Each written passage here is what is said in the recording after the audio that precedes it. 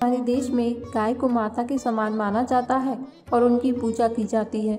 ऐसी मान्यता है कि गाय माता के शरीर में 33 कोटि देवी देवता निवास करते हैं। गाय माता की पूजा और सेवा करने से 33 कोटि देवी देवताओं का आशीर्वाद भी प्राप्त होता है। गोपाष्टमी का जो पर्व है गौ माता के पूजन के लिए जाना जाता है और इस दिन व्रत भी किया जाता है। कार्तिक मास के शुक्ल पक्ष की अष्टमी तिथि को गोपाष्टमी के नाम से जाना जाता है।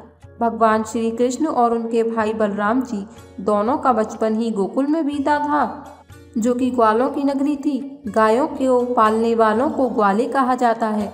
बचपन से ही भगवान श्री कृष्ण और बलराम जी को गायों की सेवा और उनकी रक्षा करने का प्रशिक्षण मिला था। गोपाष्टमी के दिन सुबह सूर्योदय से पहले उठकर स्नान आदि करके गायों को स्नान कराया जाता है। उनके बछड़ों को भी नहलाया जाता है और उनके रहने के स्थान की भी साफ सफाई की जाती है। गौ माता के अंगों में मेहंदी, रोली, हल्दी आदि के थापे लगाए जाते हैं। गायों को सजाया जाता है।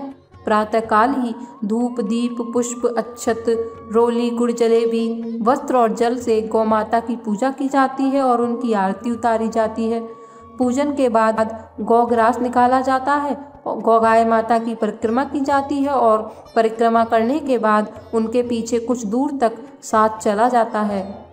ऐसा करने के पीछे मान्यता है कि इससे आपकी सफलता के मार्ग खुलने लगते हैं। आपके कार्यों में आने वाली बाधाएं गोपाष्टमी के दिन पूजा करने से दूर हो जाती हैं। गोपाष्टमी के दिन गायों की पूजा के साथ साथ ग्वालों को उपहार देने से भी अच्छा फल मिलता है। गोपाष्टमी की पौराणिक कथा के अनुसार जब कन्हैया जी ने 6 वर्ष की आयु में प्रवेश किया, तब एक दिन वो माता यशोदा से बोले, मैया अब तो हम बड़े हो गए हैं। मैया यशोदा बोली, अच्छा लल्ला, अब तुम बड़े हो गए हो तो बताओ अब क्या करें। तो कान्हा जी कहने लगे, मैया अब हम बछड़े चराने नहीं जाएंगे, अब हम गाय चराएंगे। कान्हा जी की बात सुनकर यशोदा मैया कहती हैं, ठीक है, अपने बाबा से पूछ लेना। मैया के इतना कहते ही कान्हा जी झट से नंद बाबा से पूछने पहुंच गए और उनसे कहने लगे, अब से हम गाय चराएंगे। ये सुन नंद बाबा बोले, लाला अभी तुम बहुत छोटे हो, अभी तुम बछड़े ही चराओ। लेकिन कान्हा जी जिद करने लगे कि बाबा अब हम बछड़े नहीं चराएंगे, हम तो गाय चराएंगे।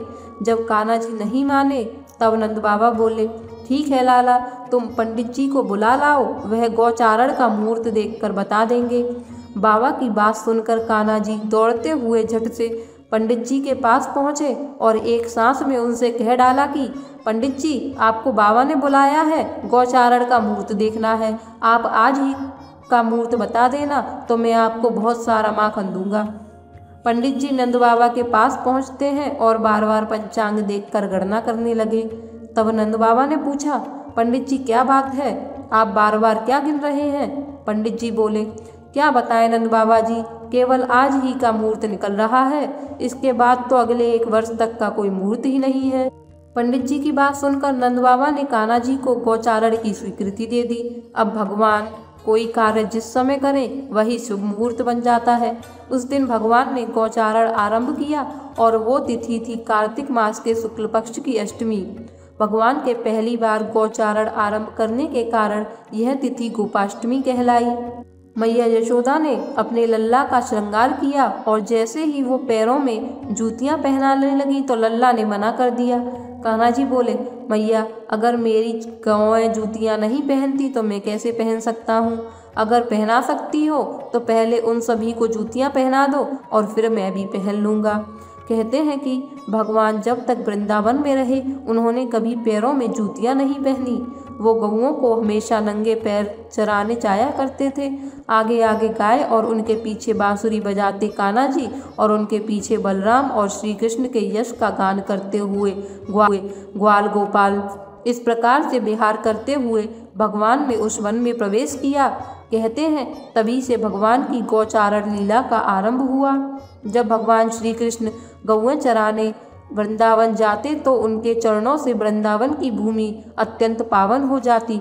वह वन गौओं के लिए हरी भरी घास से युक्त एवं रंग बिरंगे पुष्पों की खान बन गया था। गोपाष्टमी के दिन गोवर्धन पर्वत, गायों, उनके बछड़ों और गोपाल जी की पूजा करने का विधान है। शास्त्रों में कहा गया है कि जो भी मनुष्य गोपाष्टमी के दिन गायों को भोजन कराता है, उनकी सेवा करता है और शाम की बेला में गायों का पूजन करता है तो उनकी सभी मनोकामनाएं पूर्ण हो जाती हैं और कान्हा जी की कृपा भी उन पर सदैव बनी रहती है। आज के दिन अगर श्यामा गाय को भोजन कराया जाए, हरा चारा खिलाया जाए तो और भी ज़्यादा पुण्य मिलता है। शहरों में अगर गाय नहीं मिल पाती हैं तो आप गौशाला में जाकर गायों को हरा चारा खिला सकते हैं, उनकी पूजा आदि कर सकते हैं। गोपाष्टमी के दिन आप मंदिर में गाय की प्रतिमा का दान भी कर सकते हैं। तो ये थी आज की जानकारी। अगर वीडियो पसंद आई हो तो प्लीज़ वीडियो को लाइक करके हमारे चैनल को सब्सक्राइब जरूर करिए।